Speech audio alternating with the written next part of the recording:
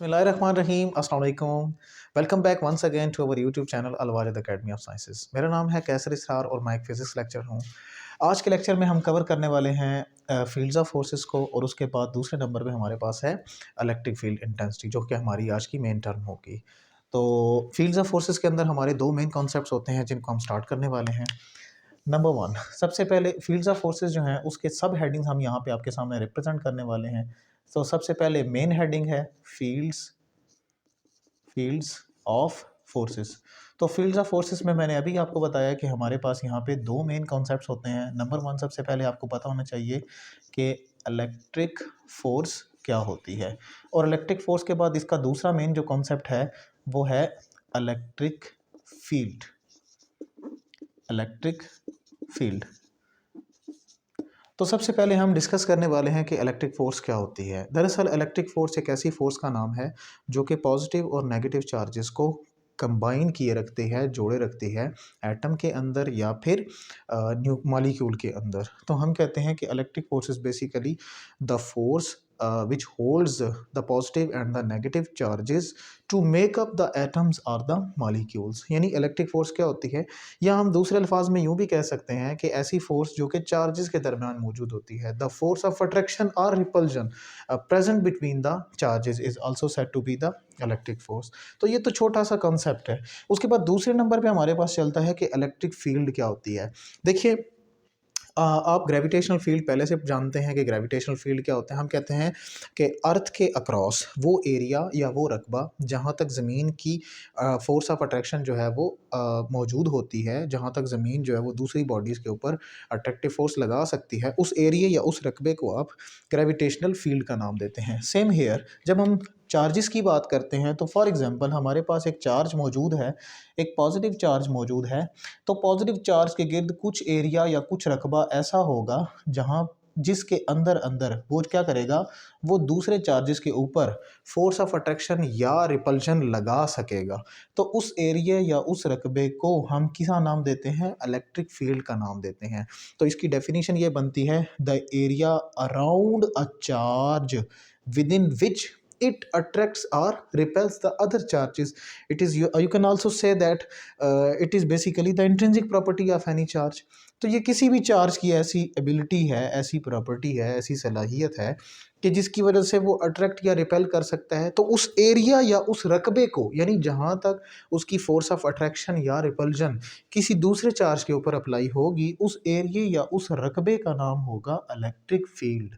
तो यहाँ हम दो चार्जेस को बेसिकली डिस्कस करते हैं। नंबर वन, एक होता है सोर्स चार्ज और एक होता है हमारे पास यूनिट पॉजिटिव टेस्ट चार्ज। तो सोर्स चार्ज क्या होता है, ये जो यहाँ पे हमने आपके सामने रिप्रेजेंट किया है, पॉजिटिव क्यों लिख दिया है, ये एक सोर्स चार्ज है। सोर्स चार्ज ऐसा चार्ज होता है जो दरअसल फील्ड को जनरेट करने के लिए इस्तेमाल किया जाता है। और टेस्ट चार्ज या फिर उसका दूसरा नाम होता है यूनिट पॉजिटिव टेस्ट चार्ज। तो टेस्ट चार्ज या यूनिट पॉजिटिव टेस्ट चार्ज एक ऐसा चार्ज होता है कि जो कि दूसरों के फील्ड को टेस्ट करने के लिए इस्तेमाल किया जाता है। तो उसके दो मकासद होते हैं। नंबर वन, एक तो फील्ड को टेस्ट करने के लिए यूज़ होता है। नंबर टू, एक नेचर ऑफ द चार्ज, यानी उसको पहचानने के लिए भी इस्तेमाल किया जाता है, आया आने वाला जो सोर्स चार्ज है वो पॉजिटिव है या फिर नेगेटिव है, तो उसको देखने के लिए यूज़ किया जाता है। तो हमने ये दोनों जो कॉन्सेप्ट थे इनको हमने क्लियर कर दिया, यानी इलेक्ट्रिक फोर्स हमने आपको बता दी और उसके बाद हमने इलेक्ट्रिक फील्ड भी आपको यहाँ पे समझा दी है। नेक्स्ट हमारा जो हेडिंग है वो है electric field intensity. Electric field intensity. Intensity, इसके नाम से ज़ाहिर है, इंटेंसिटी बेसिकली कहते हैं किसी भी चीज़ की शिद्दत को। इसका मतलब ये है कि अगर एक सोर्स चार्ज है, उस सोर्स चार्ज के गिर्द कुछ एरिया या कुछ रकबा तो होगा जहाँ तक उसकी अट्रैक्टिव या रिपल्सिव फोर्स अमल करेगी। तो उसकी किस पॉइंट पे, यानी फील्ड के जिस पॉइंट के ऊपर उसकी जितनी शिद्दत होगी, यानी जितनी वो फोर्स लगाएगा उन चार्जेस के ऊपर, तो उस शिद्दत का नाम होगा इलेक्ट्रिक फील्ड इंटेंसिटी। तो इसकी बेसिक जो डेफिनेशन बनती है वो क्या है, वो हम उठाते हैं मैथमेटिकल स्टेप से। ठीक है, तो हम यहाँ पे आपको ये कॉन्सेप्ट ना भूले कि इलेक्ट्रिक फील्ड इंटेंसिटी के बारे में हमने कितनी चीज़ें रिप्रेजेंट करनी है। तो उसके लिए आपने एक फार्मूला याद रख लेना है। वो फार्मूला क्या है, वो है D D F Q U. सबसे पहले ये जो डी है ये डिनोट, ये सबसे पहले जो डी लिखा है इसका मतलब होता है डेफिनेशन। तो सबसे पहले आप लिखेंगे इलेक्ट्रिक फील्ड इंटेंसिटी की डेफिनेशन। तो डेफिनेशन क्या होगी भाई, हमने अभी आपको बताया कि हम उसके मैथमेटिकल स्टेप से उसकी डेफिनेशन को उठाते हैं। वो डेफिनेशन क्या है? वो डेफिनेशन है the force per unit charge is called electric intensity और इलेक्ट्रिक फील्ड इंटेंसिटी। तो ये तो सबसे पहले उसकी डेफिनेशन है। नंबर 2 होता है दूसरा डी जो है उसको लिखते हैं हम डिनोट, यानी डिनोट कैसे किया जाता है इलेक्ट्रिक फील्ड इंटेंसिटी को। तो दूसरा सब हेडिंग डिनोट है, तो आप लिखेंगे it is denoted by E vector. E vector से उसको रिप्रेजेंट किया जाता है। तीसरे नंबर पे आता है एफ से बनता है फार्मूला। तो उसका फार्मूला क्या होगा? तो सर उसका जो फार्मूला होता है वो बेसिकली किसके बराबर होता है? इलेक्ट्रिक फील्ड इंटेंसिटी का फार्मूला उसकी डेफिनेशन में मौजूद है, वो होती है फोर्स पर यूनिट चार्ज। तो वो कहलाती है इलेक्ट्रिक फील्ड इंटेंसिटी। तीसरे नंबर पे आती चौथे नंबर पे सॉरी आती है क्वांटिटी के, ये किस तरह की क्वांटिटी होती है, किस तरह की मिकदार है, स्केलर है या फिर वेक्टर है। तो सर इसके ऊपर वेक्टर ड्रॉ किया हुआ है, एरो लगाने का मतलब है कि एक वेक्टर क्वांटिटी है, तो हम लिख देंगे it is a vector quantity. और आखिरी बात जो रह गई है वो आती है इसके यूनिट के बारे में। तो इसका यूनिट क्या होगा? इसका यूनिट हम इसके फार्मूले से उठाएंगे। देखिए हमने फार्मूला लिखा है E is equal to F divided by Q naught. जब कभी भी आपने यूनिट निकालना होता है तो वेक्टर्स को नहीं लिखने की ज़रूरत होती, हम उसकी मैग्नीट्यूड फॉर्म को उठाते हैं। तो इलेक्ट्रिक फील्ड इंटेंसिटी का यूनिट निकालने के लिए फोर्स का यूनिट लिखेंगे, वो होता है न्यूटन। और चार्ज पर यूनिट चार्ज है या यूनिट पॉजिटिव टेस्ट चार्ज है तो चार्ज का यूनिट ही कूलम होता है। इट मीन्स दैट न्यूटन पर कूलम जो है वो इलेक्ट्रिक फील्ड इंटेंसिटी का यूनिट होगा। आप कूलम को ऊपर ले जाएं तो फिर ये बन जाएगा न्यूटन इंटू कूलम इनवर्स। तो ये उसका यूनिट होता है। लेकिन इसके दो यूनिट्स होते हैं, एक वोल्ट पर मीटर भी होता है, क्योंकि अभी तक हमने उसको डिस्कस नहीं किया, उस टॉपिक को नहीं पढ़ा हुआ कि हमने ग्रेडियंट इक्वेशन क्या होती है उसके बारे में अभी तक नहीं पढ़ा, तो इसलिए हम वहाँ तक अभी नहीं जाएंगे ना आपको बताएंगे। जस्ट आपके पास से नॉलेज होना चाहिए कि इलेक्ट्रिक फील्ड इंटेंसिटी का यूनिट एक नहीं है बल्कि उसके दो दो यूनिट्स होते हैं और दोनों आपस में इंटर रिलेटेड भी होते हैं। और कैसे होते हैं नेक्स्ट टॉपिक के अंदर हम इस चीज़ को डिस्कस करेंगे। लास्ट एक छोटी सी टर्म रह गई है जिसके अंदर हमने आज प्रूफ करना है। और वो प्रूफ क्या है?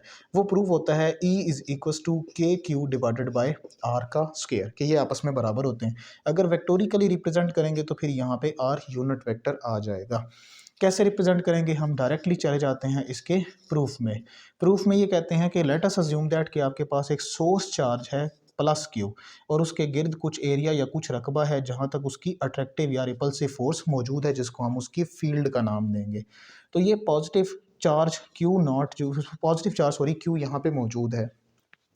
हम क्या करते हैं, हम इसके किसी एक पॉइंट P को चूज कर लेते हैं और उस पॉइंट P के ऊपर एक चार्ज जिसको हम टेस्ट चार्ज का नाम देते हैं, unit positive test charge Q naught, उसको रख देते हैं। और ये देखते हैं कि आया कि इसके ऊपर अट्रैक्टिव या रिपल्सिव कोई एक फोर्स तो लगाएगा। अब हमें पता है ये भी पॉजिटिव चार्ज है और ये भी यूनिट पॉजिटिव टेस्ट चार्ज है। It means that they repel each other. तो ये रिपल्सिव फोर्स लगाएगा और रिपेल करेगा और इस डायरेक्शन में रिपेल करेगा।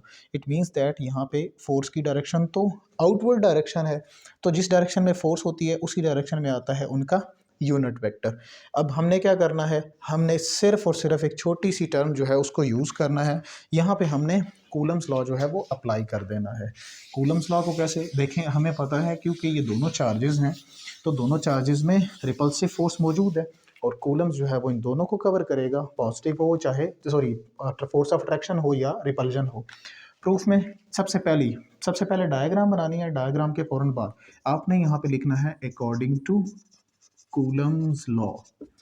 According to Coulomb's law, Coulomb's law के मुताबिक F इज इक्वल टू होता है K Q1 Q2 divided by R का square. If you assume that the distance between them is also equals to R then it can be represented as, अगर vectorically represent करेंगे इसके ऊपर vector draw कर दें, सामने एक यूनिट वेक्टर आ जाएगा। आपके पास यहाँ पे Q1 जो है वो है पॉजिटिव चार्ज जो कि सोर्स चार्ज के बराबर है प्लस Q। दूसरे नंबर पे Q2 जो है वो आपके पास है unit positive test charge Q naught. दोनों की वैल्यूज़ को आप क्या करें, इस इक्वेशन के अंदर पुट कर दें। इस इक्वेशन में पुट करने के बाद आपके पास आ जाएगी फोर्स ऑफ रिपल्जन और कूलम्स फोर्स बिटवीन देम, वो आ जाएगी K। उसके बाद Q1 की जगह पे आ जाएगा प्लस Q, Q2 की जगह पे क्या आ जाएगा Q नॉट बटे में आ जाएगा R का square into R unit vector. आपने एक काम करना है, आपने ये करना है कि यहाँ से ये जो क्यू नॉट वाली टर्म जो कि यहाँ पे मल्टीप्लाई हो रही है उधर जाएगी तो फोर्स के नीचे तो डिवाइड हो जाएगी। इट मीन्स दैट ये आ जाएगा F vector divided by Q naught is basically equal to K Q divided by R का square into R unit vector. हमें पता है फोर्स पर यूनिट चार्ज, अभी हम डिस्कस कर चुके हैं कि ये तो इलेक्ट्रिक फील्ड इंटेंसिटी के बराबर होता है। देयरफॉर तो हम इसकी जगह पे लिख सकते हैं electric field intensity E vector is equals to K Q divided by R का square into R unit vector. और अगर आपने मैग्नीट्यूड फॉर्म में लिखना है इसे तो फिर मैग्नीट्यूड फॉर्म में आप इसको लिखेंगे E is equals to K Q divided by simple R का स्केयर। उस वक्त यहाँ से यूनिट वेक्टर ख़त्म हो जाएगा और यहाँ से वेक्टर जो है वो ख़त्म हो जाएगा, हज़फ हो जाएगा। तो इंशाल्लाह नेक्स्ट लेक्चर के अंदर हम जो हैं वो डिस्कस करेंगे इससे ऑनवर्ड जो हमारे कुछ टॉपिक्स रह गए हैं। यहाँ तक तो हमने सिर्फ बताया है कि ये फील्ड्स ऑफ फोर्सेस क्या होती हैं। अच्छा, एक टर्म रह गई है छोटी सी जिसमें हमने बताना था कि इसका कॉन्सेप्ट किसने पेश किया। देखिए भाई, माइकल फेराडे एक साइंटिस्ट था, उसने इन इलेक्ट्रिक फील्ड लाइंस जो थी उनका कॉन्सेप्ट पेश किया था। नेक्स्ट लेक्चर के अंदर इंशाल्लाह हम ये डिस्कस करेंगे कि अगर दो चार्जेस यानी पॉजिटिव हों या नेगेटिव हों तो उनके दरमियान फील्ड लाइंस का पैटर्न किस तरह का डेवलप होता है और उनके दरमियान फिर एक रीजन भी बन सकता है जिसको हम न्यूट्रल जोन का नाम देते हैं, वो कब क्रिएट होता है। इंशाल्लाह नेक्स्ट लेक्चर्स के अंदर हम डिस्कस करेंगे। तब तक के लिए हमें दीजिए इजाज़त। अल्लाह हाफिज़।